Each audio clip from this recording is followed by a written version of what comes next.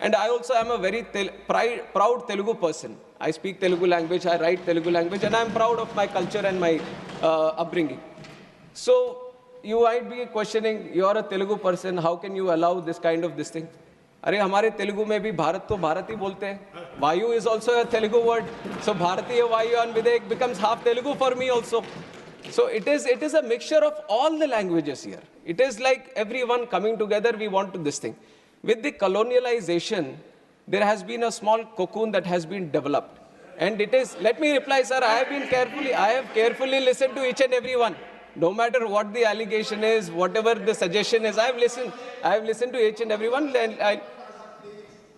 and I'll address the chair. So when this whole colonialization happened, we were created like a cocoon. Now, under the leadership of Honorable Prime Minister Narendra Modi ji, we want to break that cocoon and bring the butterfly out and show the colors of true India, and that is what we are doing here. And this name is a small indication towards it. The text is there in English, so there shouldn't be any problem for any English-speaking person to in fact get afraid that there are 3 words here. कभी तो अभी लगेगा कि Copernicus lane है यहाँ पे, किसी के गली में अटकता है तो बदल दे क्या उसको? कॉपरनिकस लेन तो है ही. And my name is Kinjarapu Ram Mohan Naidu. And when some people say Kinjarapu, there might be some problem with them. They can't pronounce it the way I pronounce it. But that doesn't mean that I'll change my name so that it becomes easier for them. ये तो मेरी पहचान है.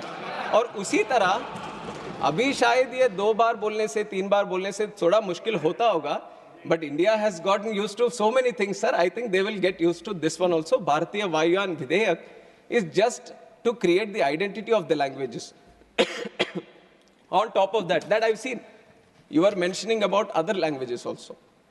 I was not understanding why Hindi was brought in. Vayan is also a Sanskrit word, in fact. And if you really want to appreciate the languages, the culture of this country, I would like the opposition to also appreciate that on 3rd October of this year, the cabinet has made 5 languages as classical languages, which are Marathi, Assamese, Bengali, Pali, and Prakrit. If you really love the languages, you should appreciate the decision of the government and how much this NDA government protects and promotes the languages of India. We recently celebrated the Constitution Day also. And on that day, we have proudly released the Constitution not only in English and Hindi, but we have done it in Sanskrit and Maithili also.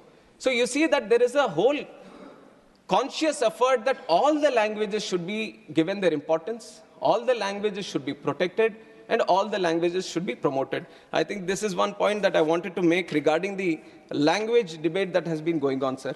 And on top of that, Udan, I have already given the numbers during my opening speech also on how the numbers have doubled, in fact, from 2014 to 2024.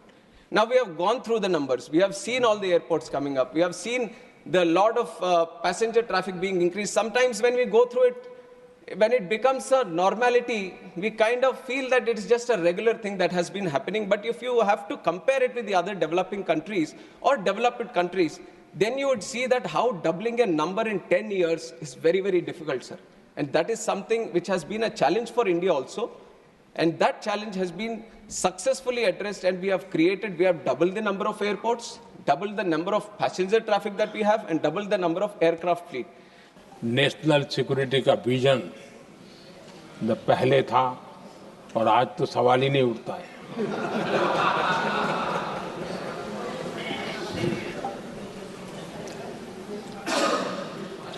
Congress ने हमेशा national security पर समझौता किया। आज जो लोग पूछ रहे हैं पीओके को वापस क्यों नहीं लिया, वैसे ये सवाल मुझे ही पूछ सकते हैं और किसको पूछ सकते हैं।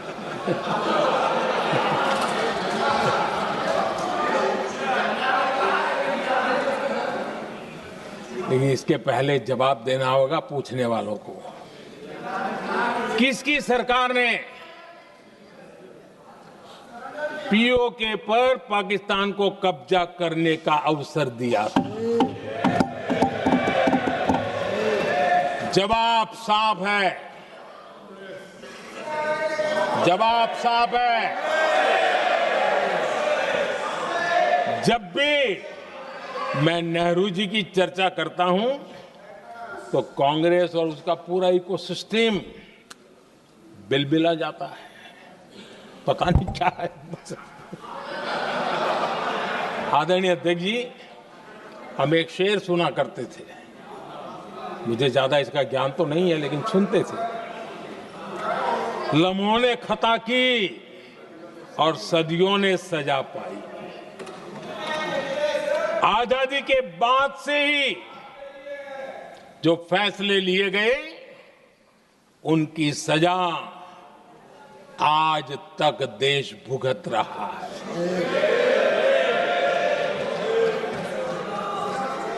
यहां बार बार एक बात का जिक्र हुआ और मैं फिर से करना चाहूंगा। अक्साई चीन की उस पूरे क्षेत्र को बंजर जमीन करार दिया गया, ये कह करके तो बंजर है। देश की 38,000 वर्ग किलोमीटर जमीन हमें खोनी पड़ी।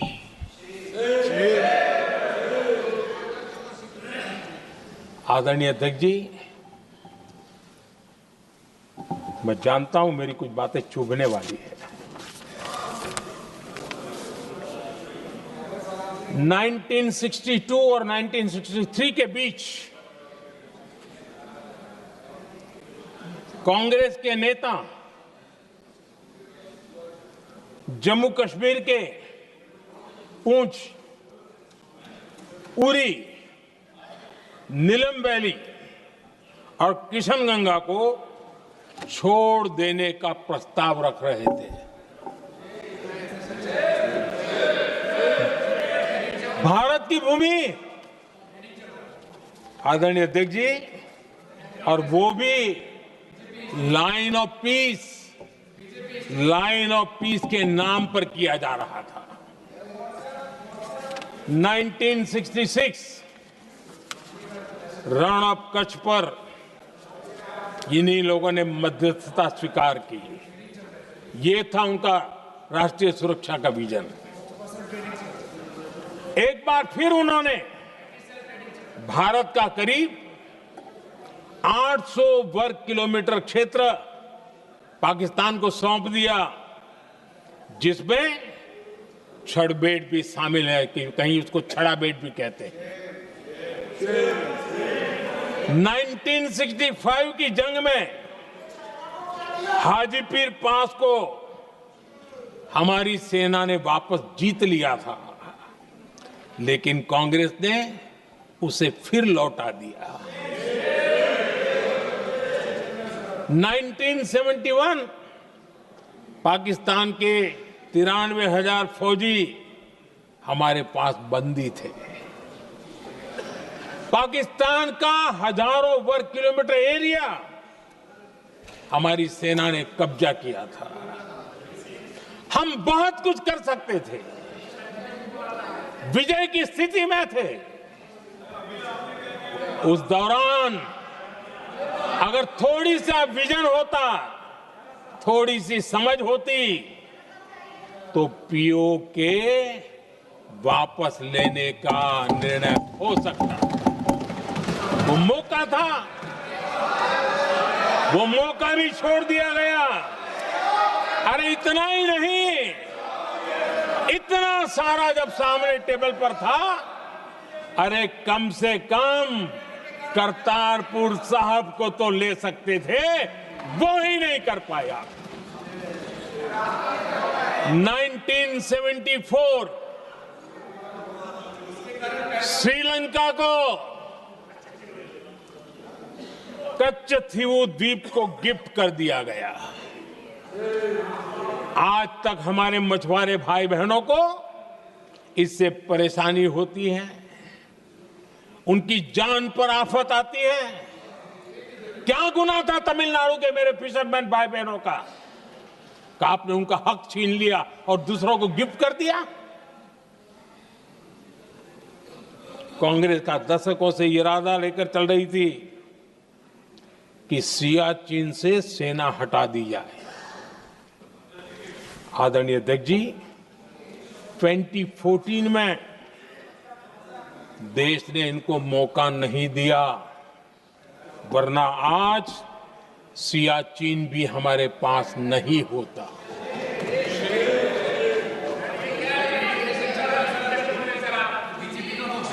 आदरणीय अध्यक्ष जी, आजकल कांग्रेस के जो लोग हमें डिप्लोमेसी का पाठ पढ़ा रहे हैं, मैं उन्हें उनकी डिप्लोमेसी याद दिलाना चाहता हूं, ताकि उनको भी कुछ याद रहे, पता चले। 26/11 जैसे भयंकर हमले के बाद बहुत बड़ा आतंकी हमला था।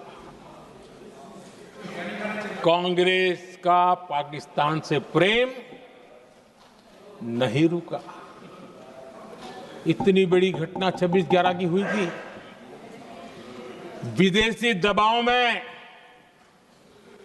हमले के कुछ हफ्तों के भीतर ही कांग्रेस सरकार ने पाकिस्तान से बातचीत शुरू कर दी। आदरणीय अध्यक्ष जी, कांग्रेस सरकार ने 26/11 की इतनी बड़ी घटना के बाद भी एक भी डिप्लोमेट को भारत से बाहर निकालने की हिम्मत नहीं की। छोड़ो, इसे एक वीजा तक कैंसिल नहीं किया, एक वीजा तक कैंसिल नहीं कर पाए थे। देश पर पाकिस्तानी स्पॉन्सर बड़े बड़े हमले होते गए,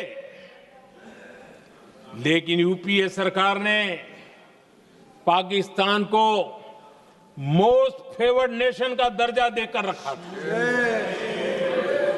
वो कभी वापस नहीं लिया था। एक तरफ देश मुंबई के हमले का ये न्याय मांग रहा था, दूसरी तरफ कांग्रेस पाकिस्तान के साथ व्यापार करने में लगी थी।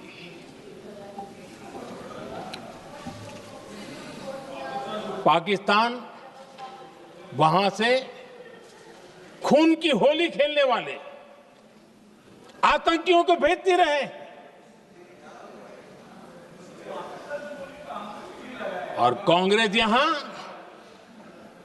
अमन की आश के मुशायरे किया करती थी। मुशायरे होते थे। हमने आतंकवाद और अमन की आस का ये वन वे ट्रैफिक बंद कर दिया।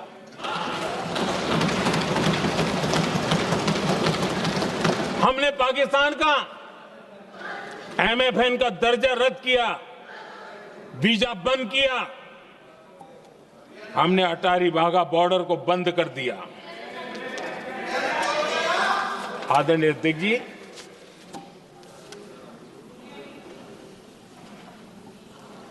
भारत के हितों को गिरवी रख देना ये कांग्रेस की पार्टी की पुरानी आदत है।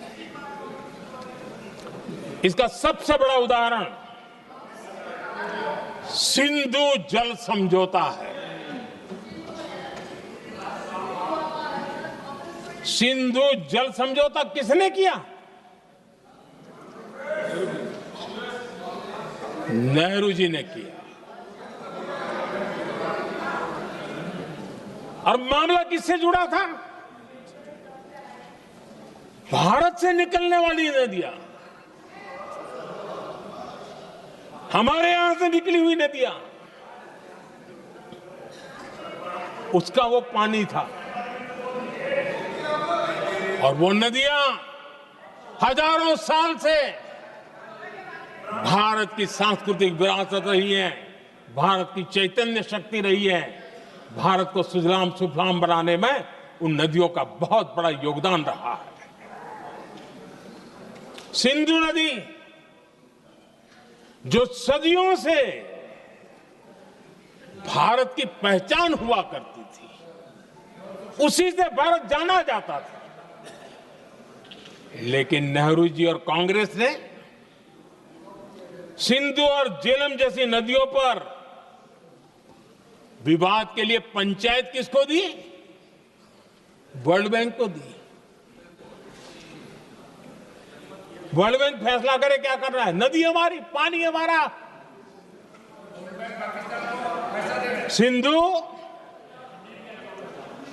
सिंधु जल समझौता सीधा सीधा भारत की अस्मिता और भारत के स्वाभिमान के साथ किया गया बहुत बड़ा धोखा था।